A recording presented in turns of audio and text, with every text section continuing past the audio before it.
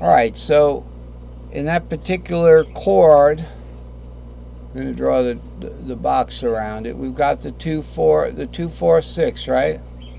Got this.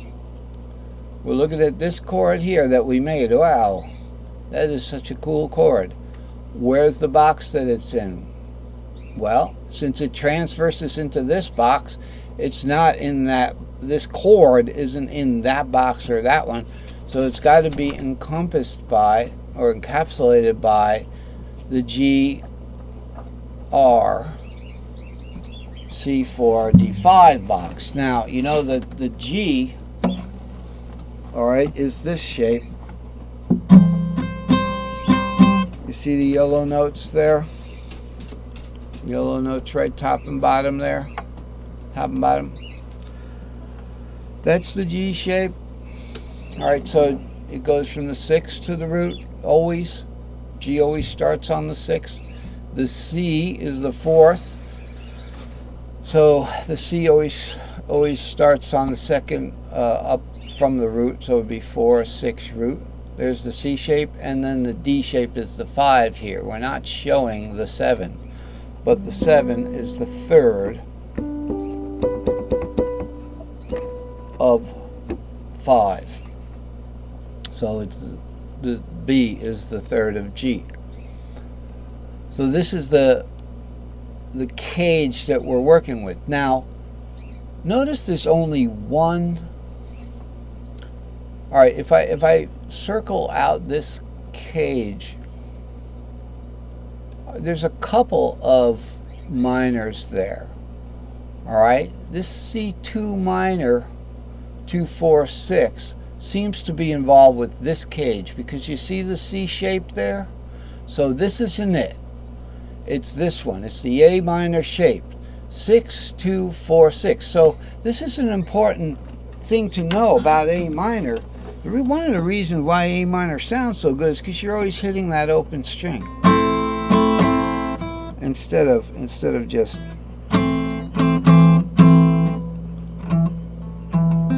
And that top string is the doubled root, the relative root. 6 is the relative root of A minor, you know, of 6 minor, right? Aeolian. So we could say that it's in this cage and it's A minor shape like that. Now we use the 1-up rule. 1-up in cage. The cage pentatonic scale. 1-up in a cage pentatonic scale from A is C. So the relative major of A minor is C, because this is the A minor shape. That's something that we know. What we didn't know is this chord also exists, can be considered in that A minor shape. We look for a familiar chord. They're all over the place. The C shape. They're all over the place. So we're not lost if you don't know all the chords by themselves. You just look at the regular chord here. So it's going to be a C shape, okay?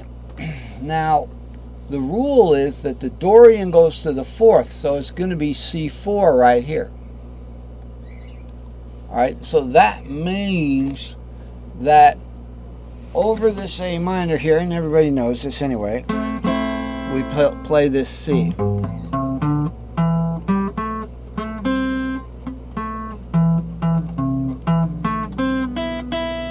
Okay, so everybody knows you play a C over an A minor, but I'm showing you that okay, that was an easy one. That was an easy one, but what happens when we get to a different one? Aha, it's not so easy. So let's move on to the next, or you want to stay on Dorian for a minute? Okay, let's do one more. We're going to do a Dorian. Say we do a Dorian arpeggio from the 4th. Okay, the 4th is the 3rd of the 2nd. Okay. All right, so we'd go 4-6-2, 6-2-4. All right, 2-4-6, 4-6-2. Well, I think this is a chord that a lot of people play. Okay, and it's probably right up here. Sounds like the beginning of Roundabout. In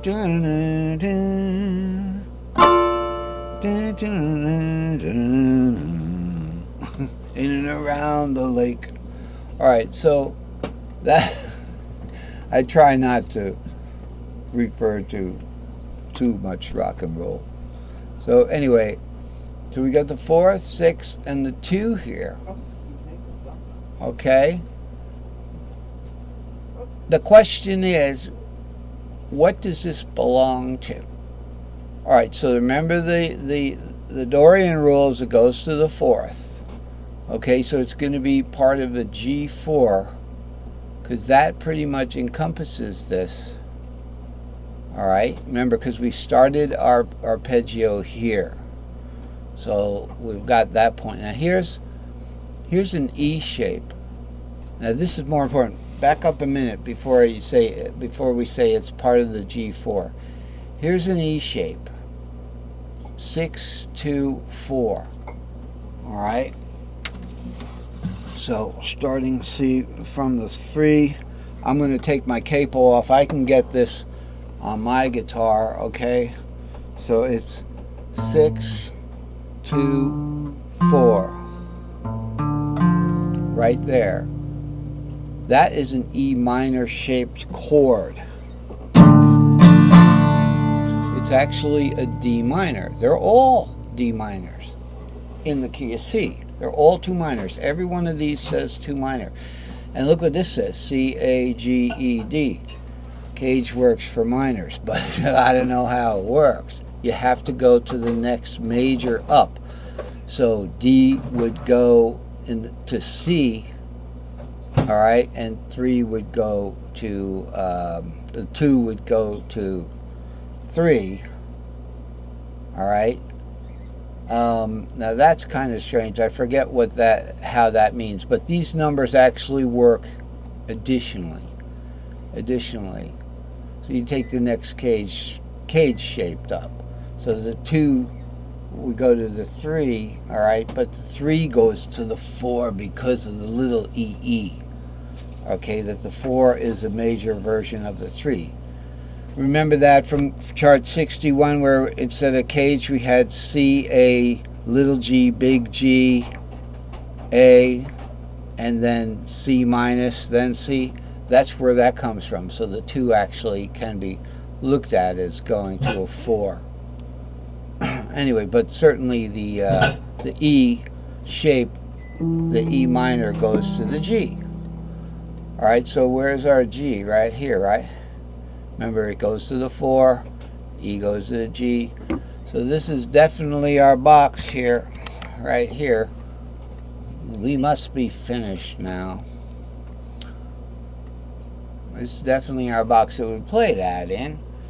Now, the point I was making before, and it's important, sometimes we stumble on these things in lessons that just simply need to be mentioned. I've known this, I didn't just figure this out right now.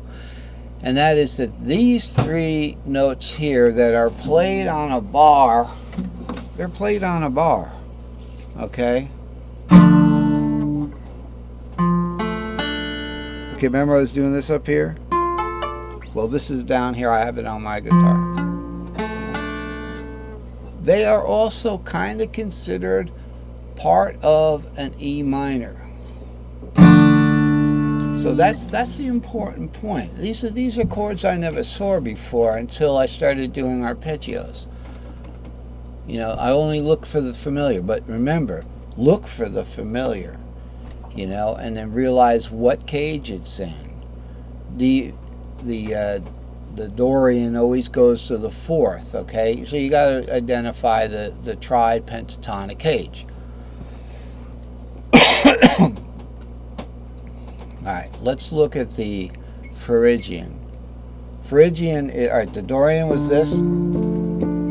The Phrygian is the next one up. And I've grouped it with the Mixolydian because there's no interference of the notes here. The Mixolydian does not interfere with the Phrygian. Excuse me, right here. Phrygian I've mixed with